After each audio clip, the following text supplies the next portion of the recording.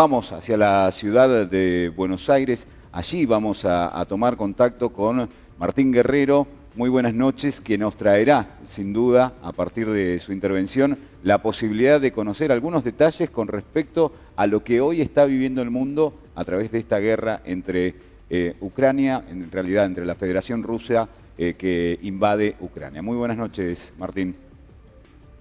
Buenas noches, Pablo, ¿cómo están?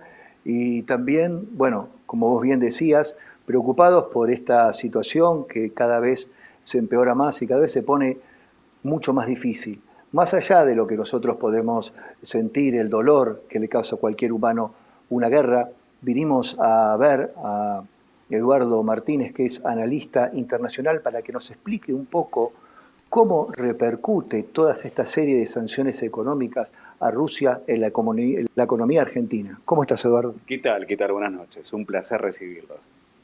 Muchas gracias. Bueno, Eduardo, como decíamos recién, vemos que indudablemente las acciones que se están tomando desde el punto de vista económico, el cierre de todo lo que es bancario, el CIF, el cierre, por ejemplo, de los puertos, de las actividades marítimas, todo lo que son los commodities a Rusia, indudablemente nos afecta a nosotros mucho más de lo que uno pensaba. Uno hoy, casualmente, un aumento en la nafta también, un aumento en las harinas.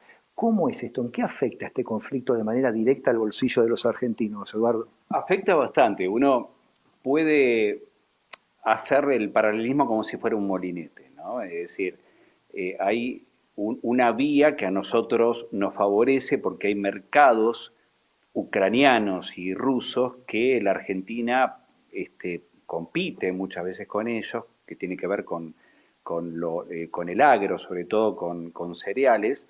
Ellos son los más grandes exportadores del mundo, y la Argentina puede entrar en esa vía y recaudar. El problema es que Argentina depende absolutamente de la importación de energía, y ese precio se disparó.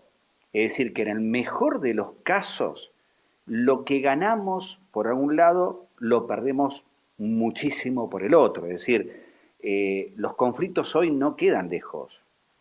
La verdad es que la repercusión a nivel económico y mundial fue inmediata. Es decir, hay conflictos, por ejemplo, si nosotros nos retomamos a la Segunda Guerra Mundial, Estados Unidos no sufrió prácticamente grandes problemas en su economía hasta muy entrada la guerra, hasta 2 o 3 años después de la guerra. Aquí fueron semanas. Es decir, la globalización lo que hace es que todo eso se dispare mucho más rápido, sobre todo con una Argentina que, a pesar de no estar muy conectada con el mundo, está conectada en los lugares de crisis. Es decir, Rusia es un socio estratégico, China es un socio estratégico, la Unión Europea también lo es, y todos esos están en este momento en conflicto, por lo cual la Argentina lo va a sufrir y mucho.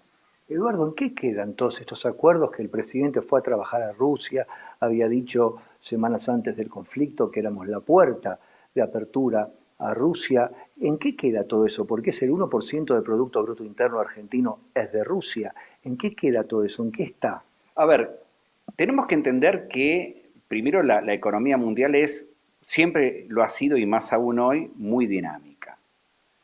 El problema que se está dando ahora es que en el momento que se bloquea Rusia, se la arma como una especie de pared para que no puedan circular de los principales bancos dinero, por ejemplo, con negocios en Europa o en los Estados Unidos, ese tipo de sanciones sabemos todos que no pueden durar demasiado porque es una puerta que se cierra para los dos lados. Es decir, cuando no te permite a un banco ruso mover dinero de Europa hacia Rusia, también los europeos que deben cobrar deudas rusas no las cobran. Por lo cual esa puerta cerrada perjudica a todos. Es decir, saben perfectamente que esa puerta no puede estar cerrada para siempre ni puede durar demasiado. De hecho, un buen ejemplo es Alemania. Alemania, que recibe hace 11 años el gas de Rusia a través del Nord Stream 1, a través del Báltico, dijo a todo el mundo, dijo, yo no voy a dejar de comprarles el gas a los rusos, no porque tenga ganas de hacerlo, no porque me guste hacerlo, porque en el momento que yo lo haga y haga esa sanción, en 4 meses la tengo que levantar porque nos quedamos sin energía. Es decir, hay sanciones en este momento que no están para perdurar, que el golpe a la economía rusa y europea es grande, los países periféricos, los menos restos como la Argentina, lo sufrimos y mucho, pero esas sanciones no se pueden prolongar en el tiempo. Es absolutamente imposible que sea así, como no puede subsistir Rusia en este sistema bloqueado demasiado tiempo. Es decir, la economía está tan conectada en el mundo que cualquier corte en esa línea se siente extremadamente rápido. Pero, por ejemplo, este aumento concreto, ¿no? Para tomar un caso que repercute en el bolsillo directo, el aumento de los combustibles, ¿tiene que ver el conflicto ruso?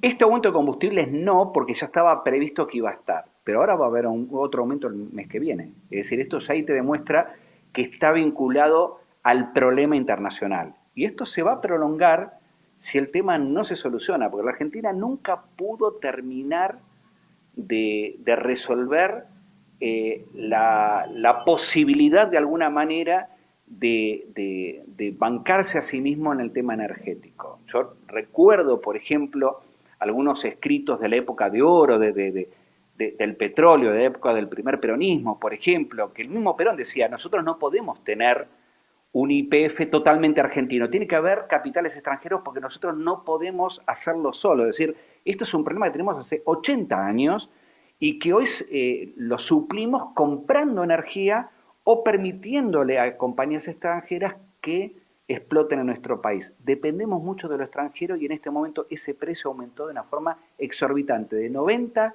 a 133 dólares en pocas semanas. Es algo terrible para nosotros.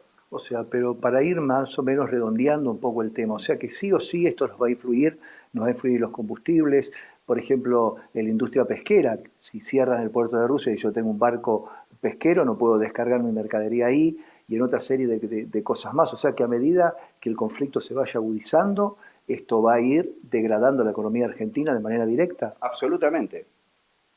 Me encantaría decir otra cosa, pero no es solamente la Argentina. Es decir, Latinoamérica tiene, por ejemplo, un gran compromiso con China, que también está viéndose perjudicada en esta situación. Pensemos que China está en 18 países latinoamericanos y que Rusia quería entrar a este mercado para competir justamente con los chinos dentro de Latinoamérica y están todos en la misma situación. Es decir, hay pocos países, sobre todo en Latinoamérica, que pueden decir que se autoabastecen energéticamente. La mayoría no tiene estos recursos y es a ellos donde más el precio se les está aumentando. Es decir, la Argentina, si este conflicto, que todos creemos va a ser así, se va a prolongar, si esto se prolonga, la situación se va a volver muy compleja, sobre todo en el precio de los combustibles, que en Argentina inmediatamente impacta en todos los precios locales.